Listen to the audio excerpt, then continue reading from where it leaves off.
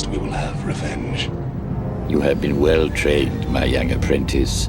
Welcome back to ScreenRant, Star Wars fans. Star Wars took 13 years to properly explain the title of Star Wars Episode 1, The Phantom Menace. George Lucas didn't retitle the first Star Wars movie until a year after its release, but it then became standard for him to add a subtitle to all the films in the franchise. The Phantom Menace is a straightforward title for the first prequel, but its meaning is more complex than you might think. This explanation came in one of the most important books in the Star Wars Expanded Universe, now known as Legends. James Luceno, who is believed to have worked closely with George Lucas, wrote the novel Darth Plagueis. This novel gives the term a fascinating in-universe meaning. In The Phantom Menace itself, the subtitle seems to refer simply to Palpatine. However, Luceno's 2012 novel reveals that the term Phantom Menace is used to describe more than just Palpatine. Darth Tenebrous, the Sith Master of Darth Plagueis, who was Palpatine's master, describes the post-Rusan Sith Lords as a phantom menace to his apprentice. Tenebrous's use of Phantom Menace refers to how the Sith reinvented themselves after their near destruction in the Rant campaign.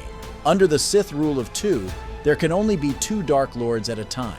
Rather than conquering the galaxy through brute force, they controlled galactic events from the shadows. Tenebrous notes, "Where the Sith once wore armor, we now wear cloaks," referring to a figurative and literal change in their tactics. Since Palpatine was the greatest of Bane's Sith, it's fitting for him to personally embody this idea. In the Legends continuity, Darth Plagueis is alive for most of the Phantom Menace's runtime, further enriching the title's meaning. The modern canon has changed this approach. The Acolyte marketed itself with a tagline that included the line, "Before the Menace," indicating a different take on the term Phantom Menace. One might interpret the tagline as saying that all of Bane's Sith are still phantoms, but Palpatine is the true menace among them.